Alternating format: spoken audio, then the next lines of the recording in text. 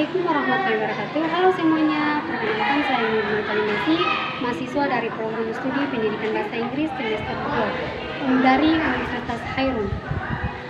Dalam video ini saya ingin menjelaskan mengenai dengan bahasa. Yang pertama, pengertian bahasa. Yang kedua, sifat dan ciri khas dari bahasa itu sendiri. Jadi saya mengambil salah satu menurut para ahli yang mengemukakan pendapatnya mengenai dengan bahasa. Menurut Santoso pada tahun 1990, bahasa adalah rangkaian bunyi yang dihasilkan oleh alat ucap manusia secara sadar. Jadi pengertian bahasa menurut saya, bahasa adalah alat komunikasi yang digunakan untuk menyampaikan sebuah makna dari hasil pikiran agar bisa berinteraksi dengan sesama manusia lainnya. Oke, lanjut. Yang kedua, sifat dan ciri hakikat dari bahasa. Bahasa memiliki beberapa ciri atau sifat hakiki dari bahasa tersebut. Yang pertama, bahasa itu adalah sebuah sistem, yang artinya bahasa terdiri dari komponen-komponen dasar yang terstruktur dan memiliki pola yang tetap. Yang kedua, bahasa itu berwujud lambang. Bahasa berwujud lambang yang dimaksud adalah bunyi atau tulisan yang memiliki makna dan telah disepakati bersama. 3. Bahasa itu berupa bunyi. Bahasa diutarakan dalam bentuk ucapan yang mana itu berarti bahasa digunakan sudah pasti mengandung bunyi atau suara. Dan yang keempat, bahasa itu bersifat arbitrer atau artinya sewenang-sewenangnya atau berubah-berubah, seperti yang kita ketahui bahwa setiap wilayah memiliki bahasanya sendiri.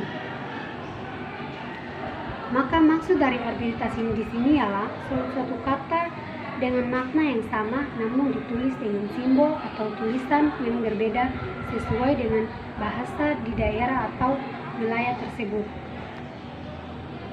Dan yang kelima, bahasa itu bermakna bahasa tersendiri dari morfem kata, frasa, dan kalimat yang memiliki makna. Maka dari itu dapat disimpulkan bahwa kata atau kalimat yang tidak memiliki makna tidak dapat dikategorikan sebagai bahasa.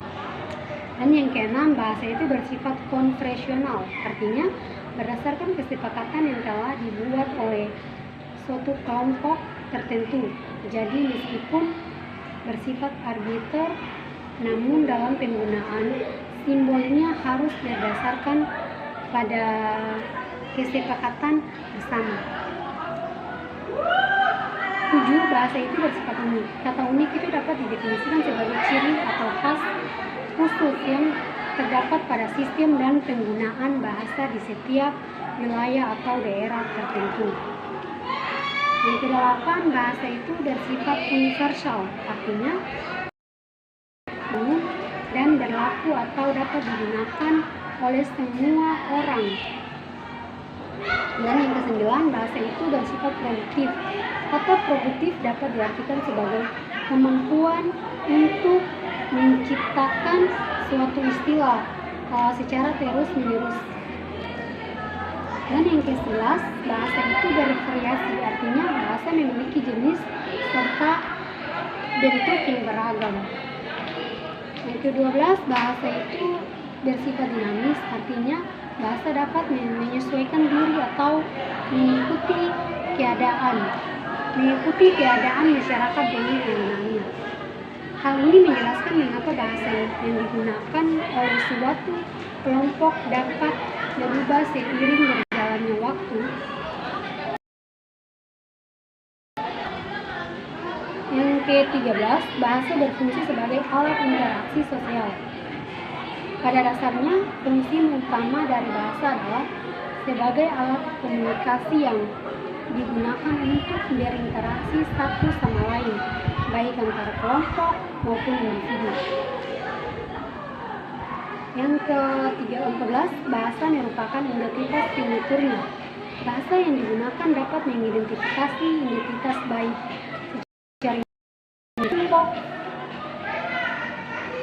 secara individu maupun kelompok sosial maupun daerah tempat seseorang tersebut berasal.